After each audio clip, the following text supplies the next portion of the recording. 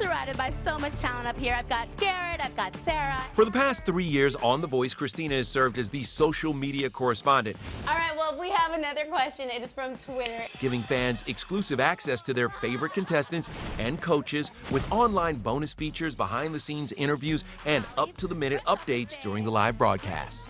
How's it been being a social media ambassador? It's been great. I mean, I never thought I would have this title as a job. Like, I'm like total Renaissance woman now with everything I've done. Singer, songwriter, actress, this and that. And now social media correspondent, and it's really a new job. Like, it's a real job that people are getting hired for and that are helping businesses. So I love it. This is such a great show, and this show has done so well with social media because they're all about connecting with their fans. And so with my job, I get to speak to the fans, show them the most exclusive footage, and do what we're doing now, where it's really just laid back, and it's not so like, hey, how did you feel going up on the stage? Like, it's really like, let's get into your story, let's get close, and then the world is really learning about them, you know, through that moment. So in a sense, is this a dream job for you? Absolutely. It's a dream job because I love what I'm doing.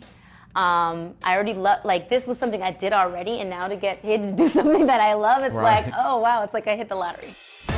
From Instagram and Twitter to up-and-coming apps like Mobley, Christina is active on a wide range of platforms. I'm huge on Instagram. I love Instagram. I'll use social media to see the pictures because I tend to find them, you know, when people hashtag my name.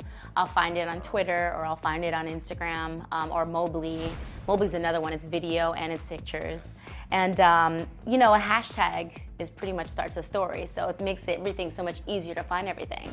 My best ones are like, especially ones that are for pictures, because I feel the world speaks through pictures now. You know, even if I'm placing something on Instagram, I might have put it through 3 other apps before placing it on Instagram or Twitter or on our Facebook page at The Voice or something.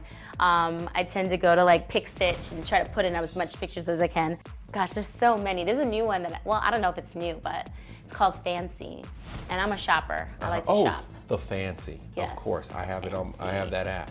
It's That one's so cool because it opens your eyes to so many new products that are out there, and you could just fancy it or you could buy it. If you could invent an app, what would that app be?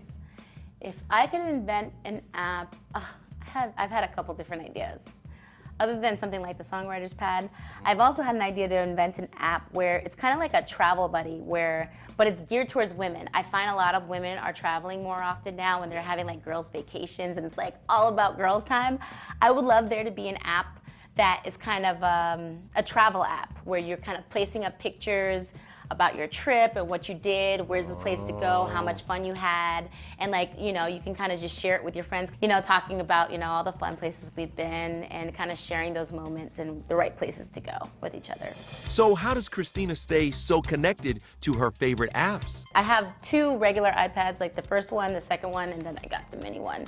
But the mini works out well in my purse with the 3 other phones. Wow. So tell me, what do you do on your iPads? I think I just purchased them immediately as soon as they all came out, and I just thought it was genius because I was tired of kind of carrying my laptop around everywhere. Right. So on each one, I mean, they're kind of all very similar, but they might have more apps or different apps on each one. Like maybe one I have iMovie, and that's where I'll edit like movies or things that I'll put on my YouTube channel. And because that takes up a lot more space, I won't put that on my other iPad. My second one, I probably have a lot of shopping stuff like Guilt, and I have love Guilt. Fab, The Foundry, all of the shopping websites I have probably on that one.